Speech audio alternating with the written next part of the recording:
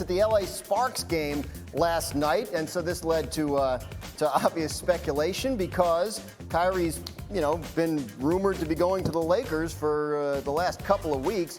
The Nets are talking about trading him, and LA seems to be the most interested team based on everything our very knowledgeable basketball people have told us. So let's bring those knowledgeable basketball people back in to talk about this. Brian Windhorst, what do you make of Kyrie being at the Sparks game? Well, first off, I love the new Zach Lowe conceit of comparing transactions to lunch orders. Yes, and I love it. Everybody loves sandwiches, if we're going to Wendy. compare, yes, well, the Nets would love to get our beautiful charcuterie board and champagne for Kyrie Irving, but I think we're headed closer to Spam and apple juice, to be honest with you. Hey, apple juice is good. The reality is that the market for Kyrie Irving is very narrow. And it's not just narrow. Again, when I talk about the market, I'm not talking about the player's talent. This is a question about the market. Kyrie is an extremely talented player, but at $36 million with 1 year on his contract, it is hard to find teams that have the construction to offer who are going to accept the risk. And you can spend 5 minutes or you can spend 5 hours looking at it, and you're going to come down to one answer. The only team is the Los Angeles Lakers. And all they have to offer, any trade with the Lakers and Nets for Kyrie Irving has got to have Russell Westbrook in it. It's just gotta. And he makes $11 million more. And at this point, when they both play, he is a downgrade of talent. And that $11 million more for a downgrade in talent means the deal gets more complex, and that's where you run into roadblocks. And so I think this is eventually going to happen, but I think it's going to be a fight along the way. All right, well, what do we make, though, of, is he in L.A. to try and, say, hey, look at me, I'm in L.A.? Wouldn't this be great? Is that, you reading it that way? Absolutely. Anybody who saw, Dan, Kyrie walk on the floor in Brooklyn in early March and sit courtside when all the rules were starting to change, but he still couldn't play because he hadn't taken the vaccination shot. That was all for attention. He knew that the cameras would be on him. He's walking across the floor, waving at everybody, shaking hands. They showed him on the video board. There wasn't much of a response in the moment.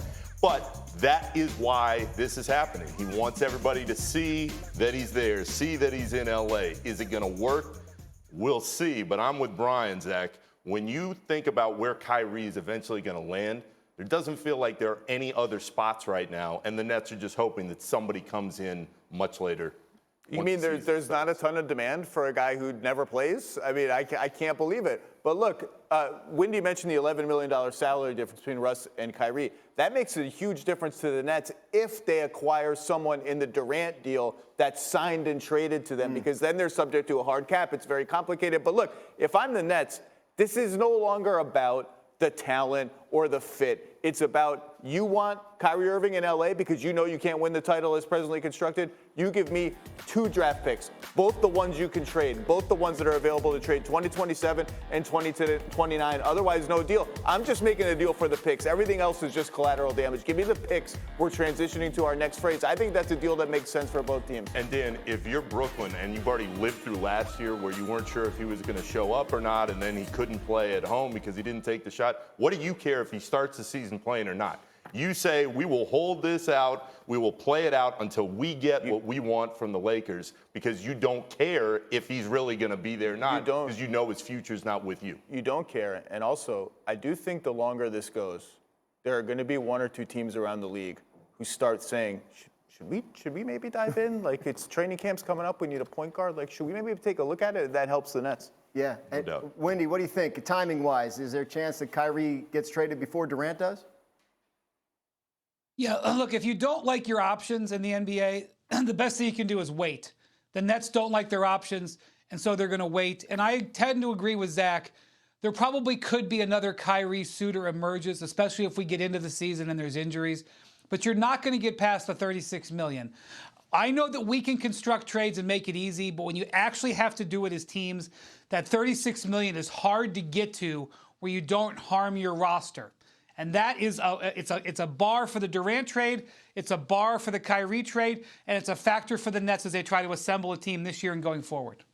Yep, easy for us to make the deals when we don't have to write the check. Sean Marks just hit his head against the desk. Oh, poor, don't do this to Sean Marks is croaking watching this whole thing. We're going to keep doing it, though, life. because it's fun. Time now, though, to get up and go. Top. A deal that could be worth $231 million. Like or don't like? Like, what's not to like? A small market team gets an all-NBA level player, the greatest paint scorer since Shaq. Yeah, he's had injury issues.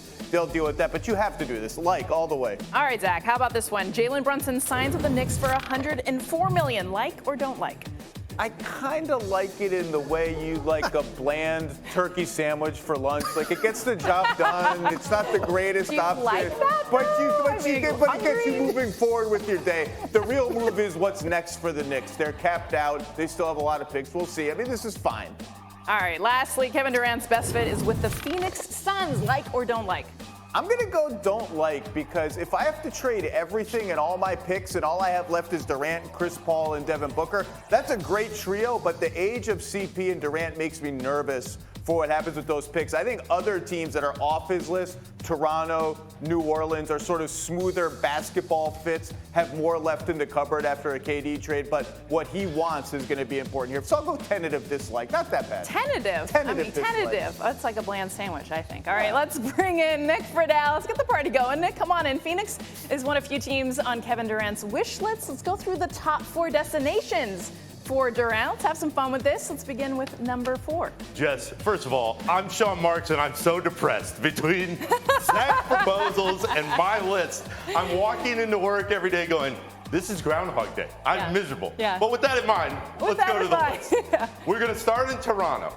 I don't know if they're going to add Scotty Barnes. If they add Scotty Barnes, now we're talking. If they don't, I don't see much traction, because Scotty Barnes, Siakam, and some picks, Toronto doesn't have enough. Fred VanVleet and KD pick and pops are fun, and Drake can get excited for a few regular season games, but it's not enough to win. Let's go to number 3, the Golden State Warriors. Just take this from me. Getting back together after the breakup, it doesn't always work so well. So I think there's more there. There's a whole lot more there, but I would not venture down this road if I'm the Warriors or KD. Okay. That relationship had run its course. There's a lot of respect with Steph still. They know each other. But if you're the Warriors, Sean Marks is asking for Andrew Wiggins, Jordan Poole, Moses Moody, Jonathan Kuminga, a whole bunch of picks. You're gutting all the depth that just got you the title. Okay, so that is a big problem. Number 2, the odds-on favorite right now still, the Phoenix Suns. Yeah. But the issue is, Zach just said, Bridges, Cam Johnson, and a boatload of picks and swaps, no thank you. Sean Marks is saying, I want Devin Booker. The Suns are saying, no chance. From a basketball standpoint, Chris Paul, Devin Booker, KD, they can win. But Phoenix has to get another team involved. Yes. I don't know who it's going to be, but they have to find out what Brooklyn wants and make that happen. And number one, and not just because if they're going to move me, I want to be right here, the Miami Heat. This absolutely works. Jimmy Butler is there. Kyle Lowry is there. They have a connection based on their Olympic experience. Jess, Pat Riley is an absolute wizard when it comes to filling up the roster with guys that are on lower salaries who you wouldn't think could play big roles, guys like Max Strus. The issue for Miami is you don't want to move Bam Adebayo. If you're Brooklyn, in order to get Bam Adebayo, you've got to move Ben Simmons. There are a lot of moving pieces. But from a basketball standpoint, this is the place for Kevin Durant. He would fit, he would enjoy it on South Beach, and it would be a whole lot of fun to watch. This is the place for Nick Friedel, is what it sounds like. Headed to Miami, I'm sure would be ideal. All right, let's get Zach Lowe back in here. I was listening to your podcast this week, small plug for that. And I'll take it. I know there's a team not on this list that you're high on for Kevin Durant, a possibility. Yeah, first of all, the Heat? Gotta be.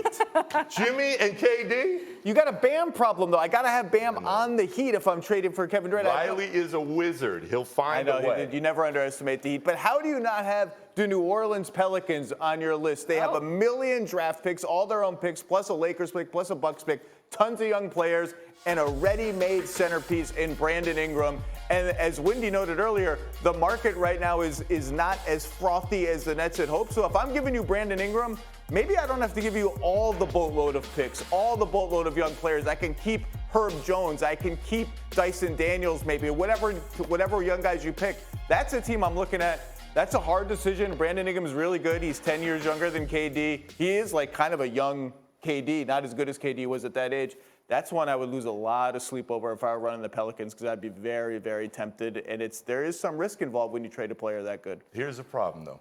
Kevin and Zion together. Could That's a problem? No. It could work, but injury-wise, I would lose even more sleep on the possible pairing because we don't know what Zion's going to be, even though he signed that deal. And Jess, when you have Kevin going into his age 34 year with all the injury concerns he's dealt with, you'd much rather have Ingram to build with as opposed to Zion in a guy who remains across the league a huge question. Well, you can bet New Orleans will try without including Brandon Ingram. I just don't think they have enough, even if you add up like 6 of their young guys, just in terms of salary. Okay. And again, that's why Sean Marks is crying, listening to this whole thing going, oh, not again. It's Groundhog Day. It's bad. Yeah, all right. So those are potential destinations for KD. How about Kyrie